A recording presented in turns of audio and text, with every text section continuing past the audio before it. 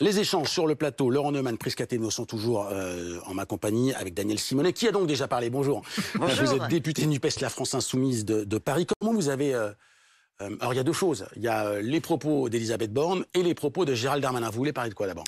On peut parler des deux en même temps, parce que ça va de pair. Parce que finalement, les propos de M. Darmanin, c'est vraiment l'interview de la panique. Il voit que la situation est quand même très problématique pour le gouvernement, donc il en va à l'insulte. Et en même temps, les propos de Mme Borne, c'est de montrer que c'est pas négociable. En fait, quel bilan tire-t-il de la semaine dernière? C'est qu'à chaque fois qu'ils ont voulu prétendre faire plus de pédagogie, comme ils disent, eh bien, dans les sondages, la part de la population opposée à la réforme des retraites et en soutien à l'ensemble des mesures de grève et de manifestation augmente. Donc là, ils se disent, oulala, faut pas parler du fond et faut montrer qu'on bougera pas. Sauf qu'ils vont être obligés parce qu'ils sont en situation de fragilité à l'Assemblée nationale, parce que chaque semaine, ils perdent aussi des soutiens à la réforme dans les rangs de LR. On voit aussi que dans les rangs du MoDem, et y compris parmi les députés de la Macronie, certains disent, c'est pas possible, quand on va en circonscription, on se fait engueuler par nos électeurs parce qu'ils ne veulent pas de cette réforme régressive. Donc là, ils cherchent l'insulte. Prisca Thévenot, c'est vrai que la majorité, le bloc majoritaire Macronie, comme le dit Daniel Simonet, plus républicain, est en train de s'effriter légèrement. Comment vous comptez convaincre les réfractaires ou ceux qui hésitent désormais? On n'est pas du tout en train de s'effriter, on est en train de travailler effectivement sur la base d'un texte qu'on connaît tous, puisque nous avons fait campagne aux présidentielles et aux législatives sur ce programme dans lequel figurait cette réforme des retraites.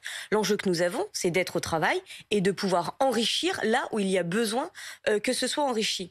Maintenant, moi, ce que j'aimerais rappeler, c'est que la fragilité, elle n'est pas chez les politiques, elle est dans le système de retraite, justement. Parce que je suis assez étonnée, si on m'avait dit un jour, honnêtement, que je me retrouverais face à des élus de gauche pour les supplier de travailler à maintenir notre système de retraite par répartition, un système profondément solidaire, un système entre les générations, et que plutôt que de me dire, oui, peut-être, travaillons sur les contours, sur le fond, et en fait, non, ils sont en train de rejeter en bloc. Franchement, je ne l'aurais pas cru. Encore aujourd'hui, ce texte-là ne doit pas vous servir de prétexte pour essayer de battre Emmanuel Macron, mais plutôt de débattre sur le maintien de notre solidarité. Vous dites non, je vous demande de le faire. C'est vraiment important. Encore une fois, vous avez essayé de nous battre sur chaque texte pour essayer de refaire les élections présidentielles. Je pense que c'est fini. On doit avancer, on est en responsabilité. Alors c'est ça votre défense. C'est pas une défense, c'est une demande, de faire madame. Croire qu'en fait, nous n'avons pas d'argument sur le contenu de cette réforme. Allons-y alors. Et qu'on serait sur de l'anti-Macron. Alors moi, je vais vous dire une chose. Allons-y. Ça fait 30 ans.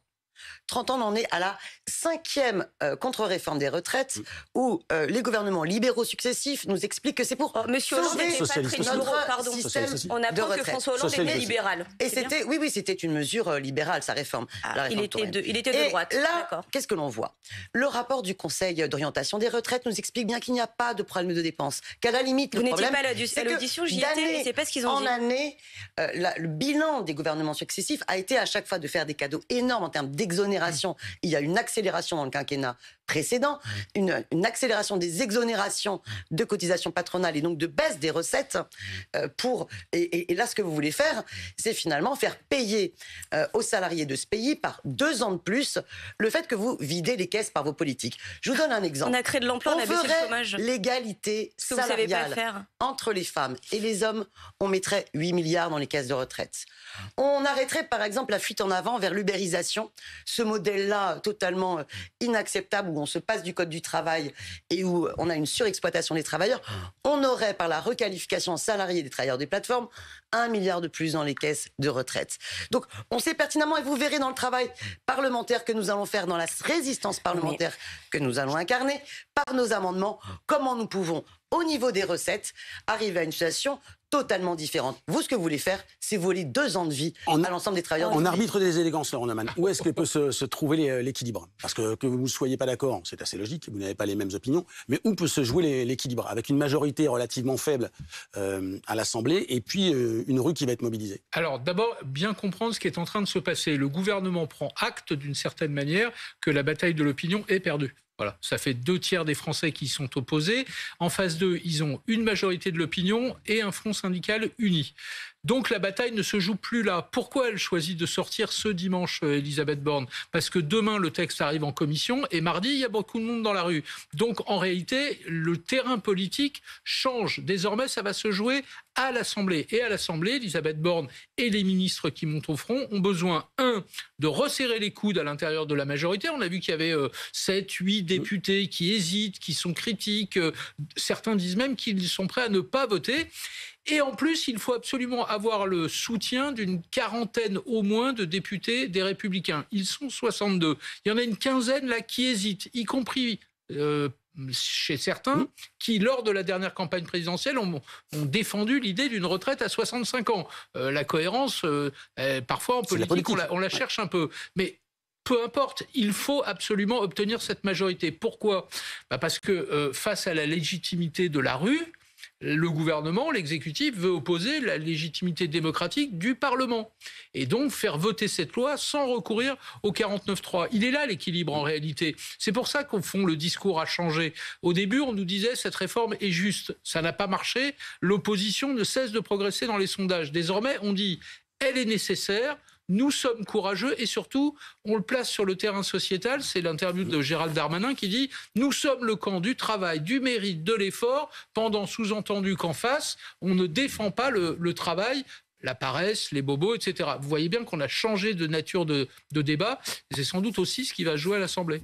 On parle d'une réforme juste à juste une réforme avec aujourd'hui quasiment une clause de revoyure qui est acceptée, validée par une élue du MoDem, et puis la porte ouverte ce matin par Elisabeth Borne. Ça sert à quoi, en fait ? C'est-à-dire qu'on nous a vendu, sur le coup, une réforme définitive qui permettait un équilibre pour les 10, 20, 30 prochaines années, pour les prochaines générations. Et là, on se dit déjà, dans 2 ans, dans 3 ans, ceux qui seront derrière nous devront valider notre choix. Non, ça permet aussi de montrer que nous sommes convaincus que cette réforme a une nécessité et effectivement un aspect Mais juste. la faire valider par des gens qui n'auront pas forcément les mêmes idées goûts, ça la minore. Je le dis très clairement. Mais attendez, excusez-moi, mais l'Assemblée nationale aujourd'hui telle qu'elle existe, elle exprime aussi une pluralité d'opinions. Et nous devons en tenir compte. Comme rarement d'ailleurs. Et c'est important et je trouve que c'est même sain dans le débat démocratique dans lequel nous sommes et j'espère que ça pourra continuer. Moi, ce que j'aimerais surtout, c'est d'où on part. Est-ce que le système de retraite tel qu'il existe aujourd'hui est pérenne et est-il juste ?